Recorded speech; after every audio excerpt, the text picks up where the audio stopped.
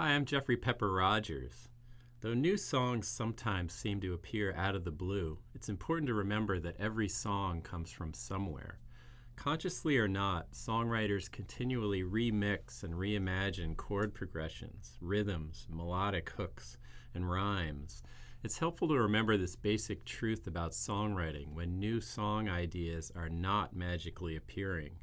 Instead of waiting around for divine intervention, you can try a more proactive approach. Take a song you love, extract small bits, and change them around so they're unrecognizable, and maybe discover new song ideas along the way. In this lesson, we'll look at how this rewriting process can work by tinkering around with the chord progression heard in Neil Young's After the Gold Rush. It's a good progression to work with because it turns heavily on the familiar 1, 4, and 5 chords, but also features the 6 chord and the non-diatonic flat 7 chord. Here's how it sounds.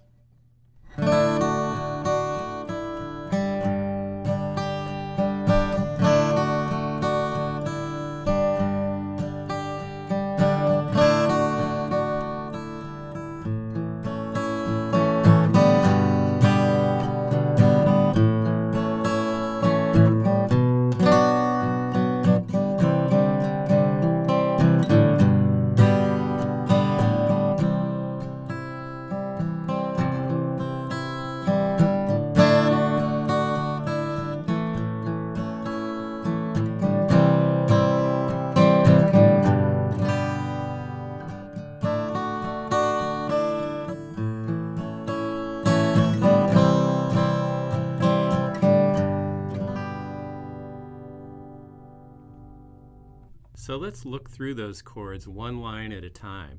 The first 4 measures move between D and G. In the key of D, those are our 1 and 4 chords.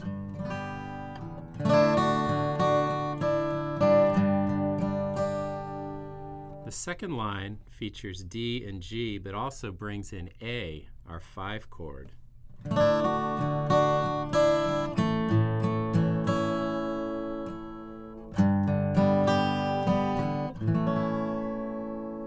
Things get a little more adventurous in the next line, where we move up to the 6th chord, B minor, and the flat 7 chord, C.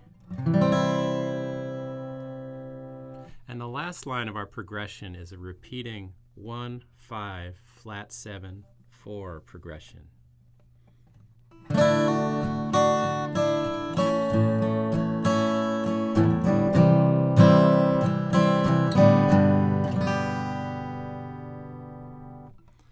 Armed with this information, let's start messing around with the chords to see what we find. One good way to defamiliarize a familiar song is to switch the key, putting it into a different register and zone on the guitar, which in turn can inspire ideas for changing the rhythmic feel.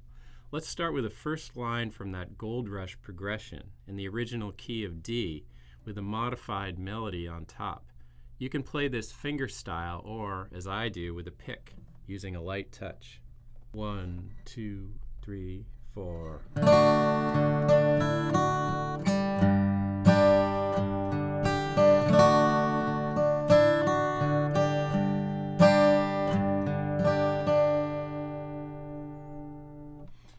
Now let's shift this progression to the key of G, where the chords are G, that's the 1 chord, and C is the 4. 1, 2, 3, 4.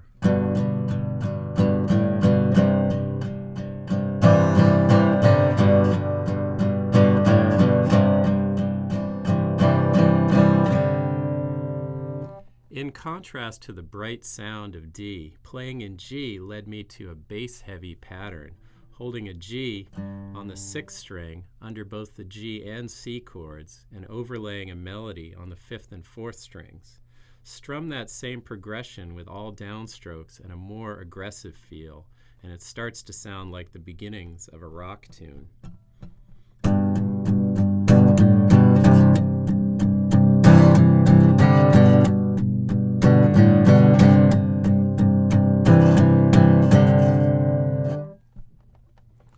Let's look at another key change.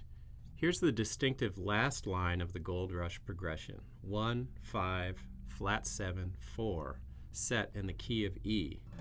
Every guitarist has a weakness for blues in E, so we'll give this one a blues feel. 1, 2, 3, 4.